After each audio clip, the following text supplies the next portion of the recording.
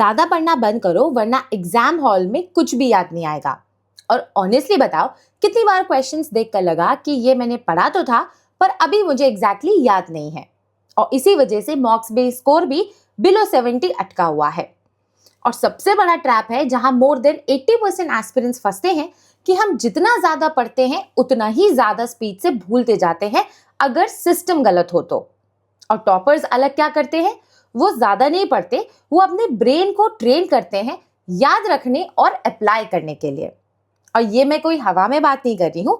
I followed it myself in my 4 successful prelims attempt and even my selected peers follow the same system. So आज इस video में मैं आपसे 3 step revision system share करूंगी so that अगर आपका मॉक्स में स्कोर अभी 40, 50, 60 मार्क्स आ रहा है तो वो रियल एग्जाम में 90 to 100 प्लस मार्क्स आप आराम से स्कोर कर सको and you are able to write mains this year itself. Okay, वो दिक्कत क्या है, हर एस्पिरेंट रिवाइज तो करता है बट सही तरीके से रिवीजन बहुत कम लोग करते हैं, और इसी वजह से सेम बुक सब पढ़ते हैं पर रिजल्ट सबका अलग अलग आता है।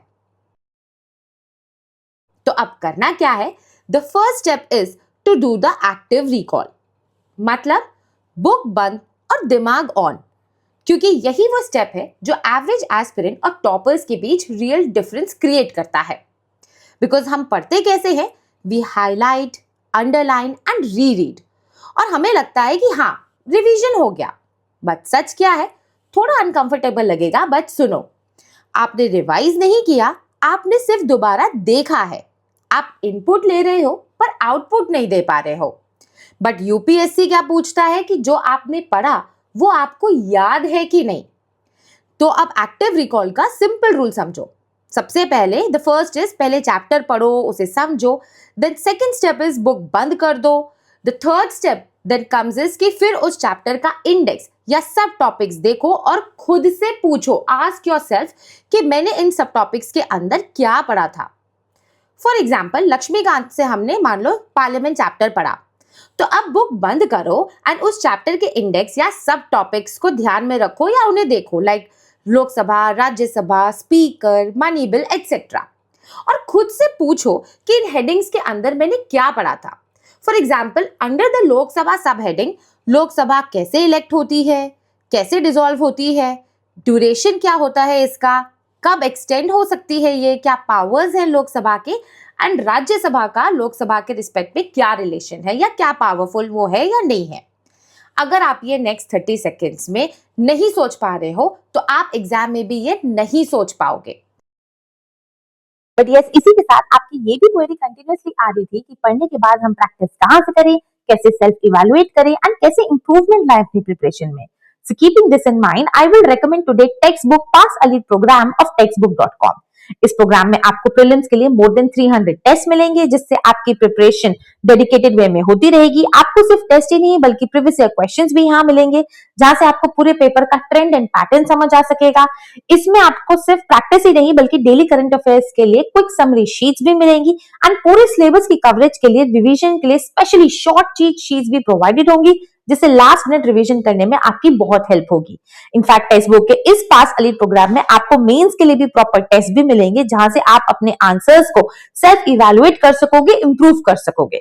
सो इस प्रोग्राम को अभी ज्वाइन करो यूजिंग माय कोड थिंक22 टू अवेल स्ट्रेट 10% डिस्काउंट।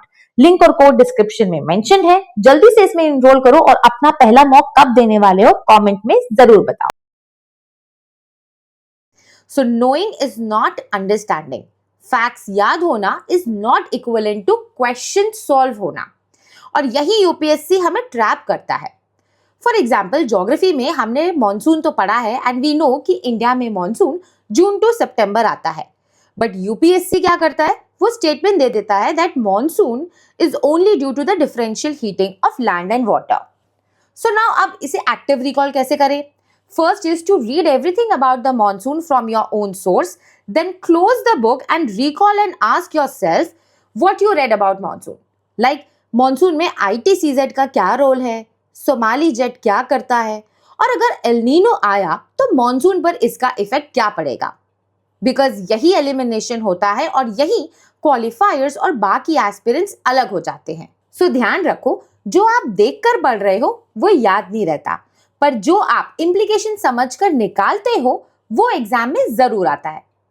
ठीक है, अब मान लो आपने एक्टिव रिकॉल कर लिया, आपको समझ भी आ गया, बट प्रॉब्लम अभी खत्म नहीं हुई। यहां से एक्चुअल गेम शुरू होता है क्योंकि ब्रेन भूलने के लिए बिल्कुल तैयार बैठा है। ऑनेस्टली बताओ, आफ्टर 3-4 डेज वही सेम टॉपिक जब आप उठाते हो तो लगता है ये पढ़ा तो था पर अभी ध्यान नहीं है। और ये आपकी गलती नहीं है, ये ब्रेन का डिफॉल्ट सिस्टम है और हर एस्पिरेंट इस फेज से गुजरता है। तो अब सोल्यूशन क्या है इसका? Solution is spaced repetition, that is the step 2 of the revision system. यानी सिंपल लैंग्वेज में सेम चीज को गैप देकर बार बार रिवाइज करना, जिसके लिए एक सिंपल साइकिल आपको फॉलो करना है। दैट इज फर्स्ट डे पर आप टॉपिक या चैप्टर को पढ़ो, तो वही थर्ड डे पर आप उसे एक्टिवली रिकॉल करो and then same active recall आप रिपीट करो 7th डे पर। बस इतना कंसिस्टेंटली अगर आपने कर लिया ना तो आपका प्रीलिम्स का गेम चेंज हो जाएगा। फॉर एग्जाम्पल, इकोनॉमी में हमने मॉनेटरी पॉलिसी पढ़ा।